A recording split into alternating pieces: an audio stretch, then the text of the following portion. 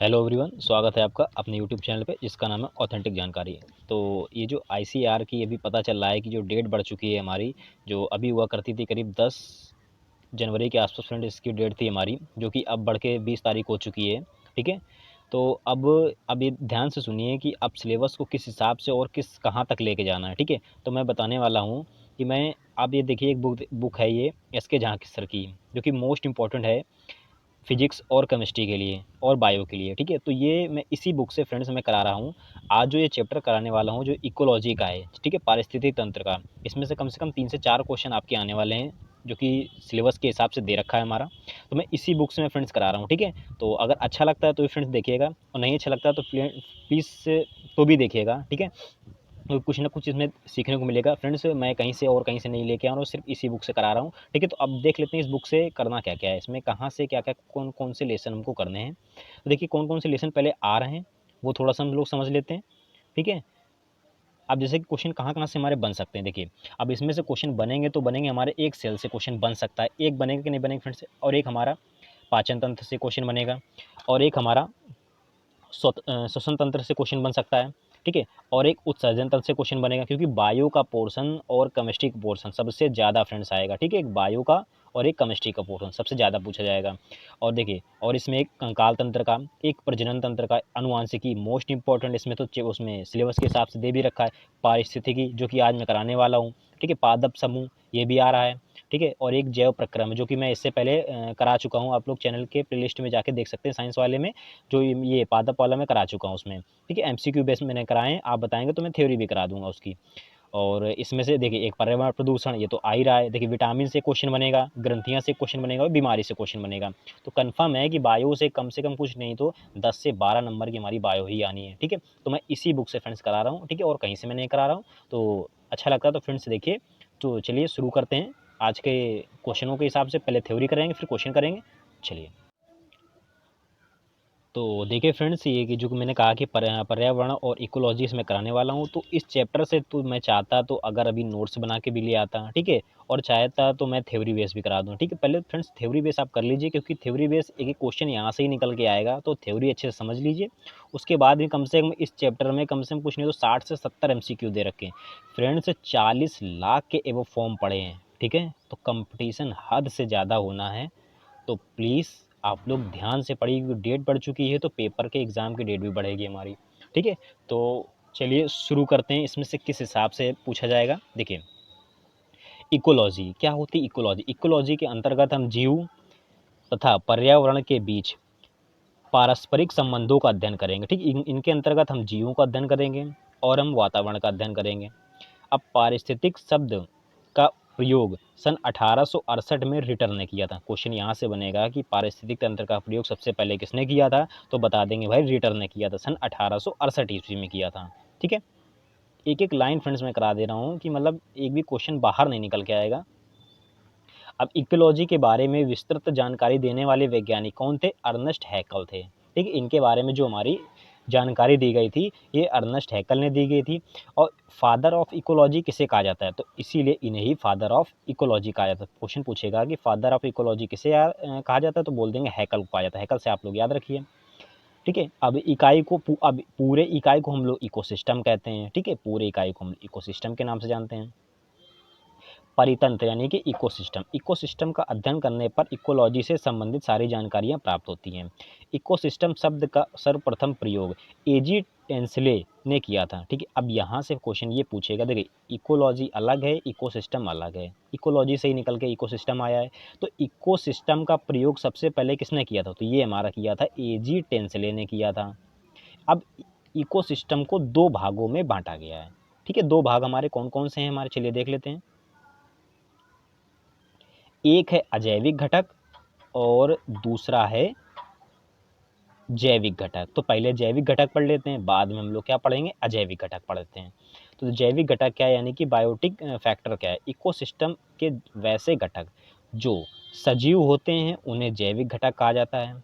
जैविक घटक निम्न प्रकार से यानी कि 3 प्रकार के होते हैं, उत्पादक, प्रोड्यूसर, कंज्यूमर यानी उपभोक्ता, और डिकम्पोजर यानी कि अपघटक। तो ये हमारे जैविक घटक हो गए। तो चलिए अब पढ़ते हैं अजैविक घटक क्या होता है हमारा। चलिए, अजैविक घटक यानी एबायोटिक फैक्टर क्या होता है? परितंत्र के वैसे घटक जिनमें जीवन नहीं होता अर्थात निर्जीव होते हैं, अजैविक घटक कहलाते हैं। यानी कि जिनमें जान नहीं पाई जाती है वो हमारे क्या कहलाते हैं? निर्जीव कहलाते हैं।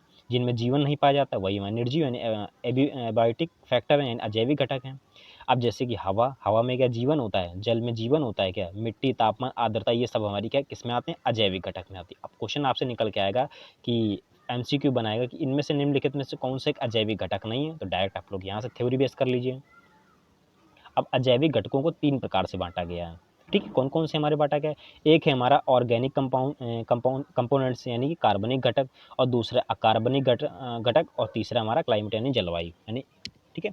अब इसमें से कार्बनिक घटक में क्या है? जैसे कि प्रोटीन, वसा और कार्बोहाइड्रेट, ये हमारे क्या हैं? देखिए कार्बोहाइड्रेट ये हमारे क्या हैं? कार्बनिक घटक हैं, ऑर्गेनिक। जैसे कि प्रोटीन, वसा और कार्बोहाइड्रेट, ह्यूमस, ये सभी अंतर्गत आते हैं जो हमारे कार्बोहाइड्रेट जो हैं, सॉरी, जो हमारे कार्बनिक घटक हैं, इन्हीं के अंतर्गत जो हमारे ये पाए जाते हैं, ठीक है। अकार्बनिक के अंतर्गत वैसे पदार्थ जो हमारे रासायनिक यानी कि ऑक्सीजन, हाइड्रोजन, नाइट्रोजन, फास्फोरस, ये सभी जितनी प्रकार की गैसें होती हैं हमारी, ये हमारी इनऑर्गेनिक कंपोनेंट्स कहते हैं, यानी अकार्बनिक घटक के नाम से जानते हैं। अब क्लाइमेट क्या होते हैं? तो क्लाइमेट तो सबको पता है, प्रकाश, ताप, वायु, ऊर्जा, वाष्प, जलवायु, वर्षा, ये सब हमारे क्या हैं? और बादल, तो ये सब हमारे क्या कहलाते हैं? एक प्रकार के जलवायु। तो ये हमारे फ्रेंड्स अजैविक घटक हो गए, ठीक है। आई होप आपको समझ में आ रहा होगा। अगर आ रहा है तो फ्रेंड्स प्लीज़ चैनल को सब्सक्राइब कर लीजिएगा। जैविक घटक क्या है? जैविक घटक किसे कहते हैं? देखिए बायोटिक फैक्टर क्या है? इकोसिस्टम के वैसे घटक जो सजीव होते हैं उन्हें जैविक घटक कहा जाता है। तो अभी हम करा चुके हैं कि जैविक घटक क्या होता है। अब इनमें देखते हैं कि क्या क्या, अब यहाँ से आपके क्वेश्चन बनेंगे कि उत्पादक किसे कहा जाता है, उपभोक्ता किसे कहा जाता है, और अब घटक किसे कहा जाता है, ठीक है। तो एक एक करके पढ़ते हैं भाई, क्योंकि थ्योरी बेस्ड प्रिंट चल रहा है तो थ्योरी बेस्ड आप कर लीजिए, इसके बाद एमसीक्यू मुझे कराना है। चलिए देखिए, उत्पादक किसे कहते हैं? अगर इसके अंतर्गत वैसे जीव को शामिल किया गया है जो इकोसिस्टम में उत्पादक का कार्य करते हैं अर्थात भोजन का निर्माण करते हैं। क्या इसमें सभी हरे पौधों को शामिल किया जाता है, क्योंकि हरे पौधे प्रकाश संश्लेषण के द्वारा कार्बोहाइड्रेट का निर्माण करते हैं जो परितंत्र में भोज्य पदार्थ माना जाता है, जैसे हरे पौधे, ठीक है। अब थोड़ा सा इसमें ध्यान से समझते हैं इसके बारे में। क्या है फ्रेंड्स ये कि एक मिनट फ्रेंड्स, ठीक है। ठीक है, इकोसिस्टम के अंतर्गत यानी कि ये हमारे जो हरे पौधे हमारे होते हैं जो प्रकाश संश्लेषण के द्वारा कार्बोहाइड्रेट का निर्माण करते हैं, कार्बोहाइड्रेट यानी कि अपने भोजन का निर्माण करते हैं, वो हमारे उत्पादक कहलाते हैं, ठीक है। शॉर्ट में आप लोग समझ लीजिए। अब जैसे हरे पौधों को भोजन बनाते हैं तो कहाँ से बनाते हैं? प्रकाश संश्लेषण के द्वारा ही तो बनाते हैं, तो ये हमारे क्या कहलाते हैं? उत्पादक कहलाते हैं। चलिए अब कंज्यूमर पढ़ लेते हैं भाई। कंज्यूमर क्या है हमारा? उपभोक्ता किसे कहते हैं? अगर इनके अंतर्गत वैसे जैविक घटक को शामिल किया जाता है जो जो प्रत्यक्ष या अप्रत्यक्ष रूप से उत्पादक पर निर्भर करते हैं, अर्थात भोजन के लिए उत्पादक पर आश्रित होते हैं। ये 3 प्रकार से होते हैं, यानी कि वैसे पदार्थ जो अपना भोजन स्वयं नहीं बनाते हैं लेकिन दूसरों पर आश्रित रहते हैं, वही हमारे क्या कहलाते हैं? उपभोक्ता कहलाते हैं। जैसे कि मान लो एक घास है, अब घास के ऊपर कौन बैठता है? टिड्डा। तो टिड्डा को कौन खाता है? अब टिड्डा को दूसरा जानवर खाएगा कि नहीं खाएगा हमारा? तो ये हमारे क्या दूसरे ऊपर आश्रित हैं हमारे, ठीक है। तो ये हमारे उपभोक्ता कहलाते हैं। अब ये 3 प्रकार से हो, तो चलिए इनके टाइप भी पढ़ लेते हैं हम लोग। प्राथमिक उपभोक्ता क्या होते हैं, द्वितीयक क्या होते हैं, तृतीयक क्या होते हैं? प्राथमिक यानी प्राइमरी कंज्यूमर। इनके अंतर्गत वैसे उपभोक्ता को शामिल किया गया है जो पौधे या पौधे के उत्पादक को भोजन के रूप में ग्रहण करते हैं, उन्हें प्राथमिक उपभोक्ता कहा जाता है। प्राथमिक उपभोक्ता शाकाहारी होते हैं, ठीक है। अब ये क्वेश्चन आपको थोड़ा सा याद रखना है कि प्राथमिक उपभोक्ता जो होते हैं, प्राइमरी कंज्यूमर जो होते हैं, वो हमारे कैसे होते हैं? हमारे एक शाकाहारी होते हैं। अब जैसे शाकाहारी से टिड्डा हो गया, खरगोश हो गई, बकरी हो गई, हिरण हो गए, तो ये सब हमारे क्या हैं? प्राथमिक उपभोक्ता हैं हमारे। सेकेंडरी हमारा कंज्यूमर चलते हैं। सेकेंडरी कंज्यूमर क्या है हमारा? वैसे उपभोक्ता को शामिल किया गया है जो अपना भोजन प्राइमरी कंज्यूमर से प्राप्त करते हैं, उन्हें सेकेंडरी कंज्यूमर कहा जाता है। मनुष्य एक सर्वाहारी प्राणी है, ये मांसाहारी होते हैं, ठीक है। सेकेंडरी वैसे याद रखना, ये हमारे कैसे होते हैं? मांसाहारी होते हैं। अब एक मनुष्य में क्या है? सर्वाहारी है कि नहीं? क्योंकि हम लोग क्या है? घास फूस यानी कि पत्ते वाली सब्जियां भी खाते हैं, मांस भी खाते हैं, ठीक है, तो हम लोग इसमें सर्वहारी में गिने जाते हैं। अब जैसे कि मेढक हो गया, मेढक क्या द्वितीयक में आता है, सांप द्वितीयक में आता है, सियार द्वितीयक में आता है, लोमड़ी, बिल्ली, कुत्ता, ये सभी किस में आते हैं, हमारे आते हैं मांसाहारी। कहा जाता है, देखिए दूसरे उपभोक्ता को कहते क्या है, मांसाहारी। लेकिन मनुष्य क्या है, एक सर्वाहारी प्राणी है, सभी तो सर्वाहारी कहते नहीं हम। बस याद रखना है इसमें आपको कि मांसाहारी जो होते हैं वो सेकेंडरी कंज्यूमर में आते हैं आपको। चलिए, तीसरा इसमें क्या है हमारा। फ्रेंड्स, सेशन अच्छा लग रहा हो तो प्लीज़ चैनल को लाइक सब्सक्राइब कर लीजिएगा। तृतीय उपभोक्ता क्या है, तृतीय उपभोक्ता इस वर्ग में सबसे उच्चतम श्रेणी के उपभोक्ता को शामिल किया गया है। इसमें से सबसे उच्चतम, ठीक है, जो भोजन के रूप में प्राइमरी कंज्यूमर एवं सेकेंडरी कंज्यूमर से ग्रहण करते हैं, यानी कि वे पदार्थ जो प्राइमरी से तो लेते ही हैं और साथ में सेकेंडरी को भी ले जाते हैं, तो वो हमारे तृतीय उपभोक्ता कहलाते हैं। जैसे कि बाघ हो गया, शेर हो गया, चीता हो गया, ये सभी हमारे क्या है, मांसाहारी। लेकिन ये क्या हमारे एक दूसरे पर क्या हमारे आश्रित हैं, यानी कि पहले पर भी आश्रित हैं और दूसरे पर भी आश्रित हैं। पहले के अंदर हमारे शाकाहारी, दूसरे मांसाहारी, तृतीयक जो उपभोक्ता होता है। अब इसमें से एग्जाम्पल बना के आपसे पूछेगा, मैं एमसीक्यू बेस कराऊंगा फ्रेंड्स, इसके बाद एमसीक्यू मुझे कराने हैं। अब पृथ्वी पर जीवन की विविधता को बायोडाइवर्सिटी कहा जाता है, ठीक है, यानी कि बायोडाइवर्सिटी किसे कहते हैं, जो पृथ्वी पर हमारे जीवन की विविधता है उसे बायोडाइवर्सिटी कहते हैं। चलिए, अगला क्वेश्चन है हमारा,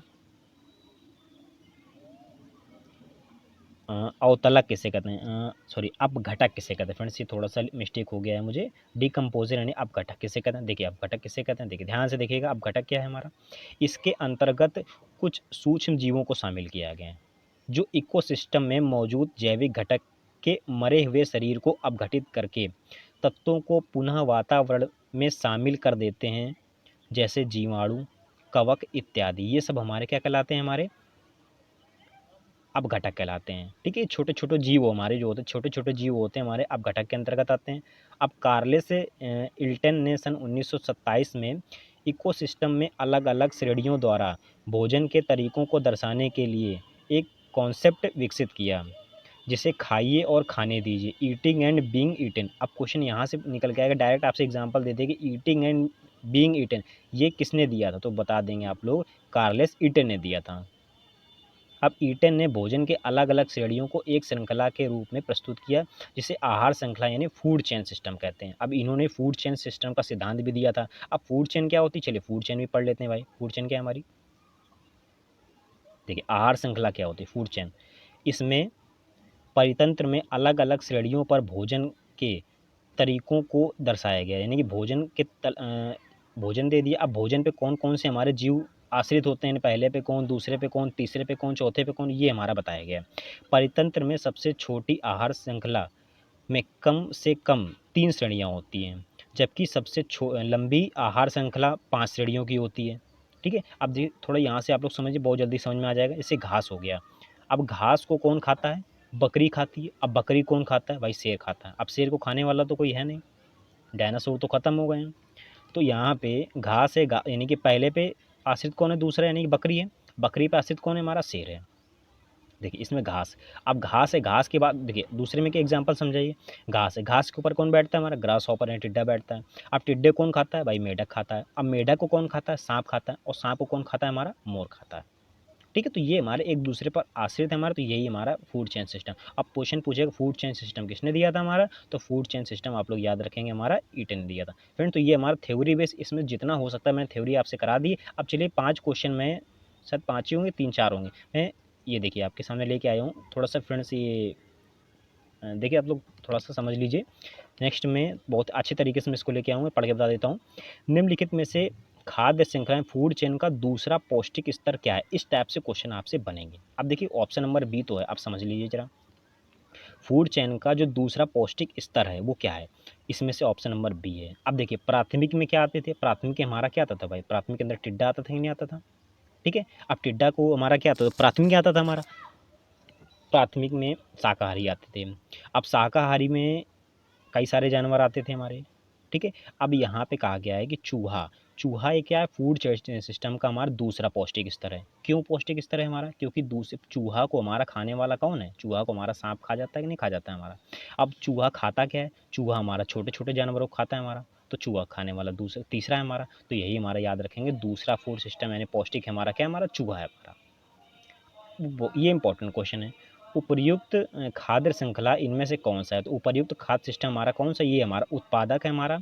उत्पादक के बाद आता है हमारा शाकाहारी आता है, शाकाहारी के बाद हमारा क्या आता है? मांसाहारी आता है। तो ये हमारा उपर्युक्त खाद्य श्रृंखला इनमें से ऑप्शन नंबर ए हो जाएगा। नेक्स्ट है हमारा कि प्राथमिक उपभोक्ता कौन है? तो प्राथमिक उपभोक्ता जो हमारे कौन से होते हैं? अभी बताया हमने, शाकाहारी जो होते हैं प्राथमिक के अंतर्गत आते हैं। दूसरे हमारे मांसाहारी आते हैं, मांसाहारी इसमें सर्वाहारी हो जाते हैं। और तीसरी के अंतर्गत जो जीव के हिसाब से बताया गया, जैसे कि हमारा चीता हो गया, शेर हो गया, तो ये सब हमारे तृतीय के अंतर्गत आते थे हमारे। नेक्स्ट हमारा, इनमें से कौन पारिस्थितिक तंत्र का जैविक घटक नहीं है? अब पारिस्थितिक तंत्र का जैविक, देखिए जैविक घटक, उपभोक्ता, अब घटक प्रोड्यूसर, ये हमारे जैविक घटक थे कि नहीं थे हमारे? जलवायु, तो ये तो हमारा अजैविक घटक ना फ्रेंड्स, जिसमें हमारी मतलब जिसमें जीवन नहीं पाया जाता हमारा, तो वो हमारा जैविक घटक के अंतर्गत आता था हमारा। अच्छा चलिए, तो फ्रेंड्स देखिए ठीक है, तो ये मैं करा रिलेशन में। अब हमारे एमसीक्यू बचे हैं, तो एमसीक्यू हमारे नेक्स्ट वीडियो में आएंगे फ्रेंड्स। प्लीज़ आप चैनल को सब्सक्राइब कर लीजिएगा। इसमें से एमसीक्यू में से करीब 50 से 60 क्वेश्चन मैं करा दूंगा, एक भी क्वेश्चन आपका बाहर नहीं जाएगा यहाँ से। और 1 बाय 1 लेसन में इसी बुक से मैं करा दूंगा, इसमें बायो का, और इसके बाद मैं नेक्स्ट में केमिस्ट्री का लूँगा। ठीक है, मैं केमिस्ट्री का पहले थ्योरी बेस करा दूंगा, फिर उसके बाद एमसीक्यू करा देंगे। ठीक है, क्योंकि 25 में फ्रेंड्स, अगर 25 में से कम 22 या 23 आपके नहीं आए ना, तो आप तो कहीं ना कहीं एग्जाम से बाहर हो जाएंगे। ठीक है, क्योंकि 40 से 45 लाख फॉर्म पड़ गए हैं, और अभी तो डेट बढ़ चुकी है, तो अभी और आंकड़ा बढ़ने वाला है। तो कि जितनी अच्छी तैयारी आप लोग कर सकते हैं उतनी कर लीजिए। ठीक है, तो मिलते हैं नेक्स्ट वीडियो में। और चैनल पर नया तो प्लीज़ सब्सक्राइब करके बेल आइकन पर क्लिक कर लीजिएगा। Thank you.